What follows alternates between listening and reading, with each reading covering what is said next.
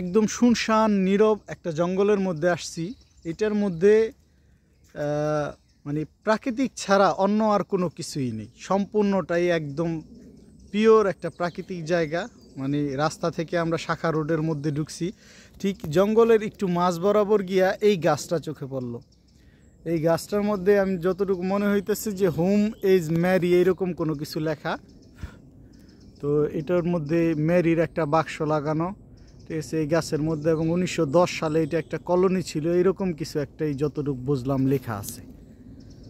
তো এখন আমি আরো গহীন জঙ্গলের দিকে যাব, দেখা যাক সামনে কি হয়। একদম পিওর একটা প্রাকৃতিক বন। মানে ফ্রান্সের মতো দেশে আসার পরে যেখানে কোনো ধরনের কোনো আধুনিকতার ছোঁয়া নাই, সম্পূর্ণটাই প্রকৃতি তার নিজের রূপে সাজছে, এইরকম একটা জায়গা। মানে গাছ কোনো গুছানো নাই, কিছু নাই, বন তার নিজস্ব গতিতে আপন গতিতে বাইরে উঠছে, এইরকম একটা জায়গা। চারিদিকে পাখির কলকাকলি, কতটা বোঝা যায় বা শোনা যাইতেছে ভিডিওর মধ্যে তা জানি না, তবে আমার কাছে একটা আদিম একটা, চলেন বামের দিকে, আদিম একটা আবহাওয়া আসতেছে আর কি, যেখানে কোনো কিছু গুছানো না, প্রকৃতি তার নিজস্ব সাজে সাজছে। আর আমরাও দুইজন পথিক চলতাছি, দেখা যাক এই চলার শেষ কোথায় হয়। ঠিক বনের মাঝখান দিয়ে আইসা বন থেকে এখন বেরোয়া একটা সরু রাস্তা পাওয়া গেল, কিন্তু কোনো লোকজনের টিকিটি পর্যন্ত দেখা যাইতেছে না। এখন দেখা যাক, আরও গভীরে যাওয়ার চিন্তা ভাবনা আছে, আর একটু গভীরের দিকে হাঁটতে থাকি, দেখা যাক যে কত দূর গিয়া এই বনের রাস্তাটা শেষ হয়েছে। যদিও বা শেষ করতে পারব না, তবে আমি একটা নির্দিষ্ট একটা গন্তব্যে পৌঁছাইতে চাই।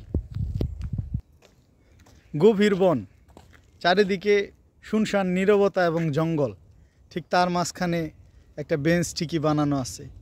শেষ কবে যে কে এই বেঞ্চ ব্যবহার করছে তা হয়তো বা খোঁজ করে বার করা যাইব না, তবে দেখেন গহীন জঙ্গলের মধ্যেও কিন্তু বসার মতো সুব্যবস্থা আছে, এবং খুবই শক্তপোক্ত কাঠের তৈরি এই জাতীয় বেঞ্চ।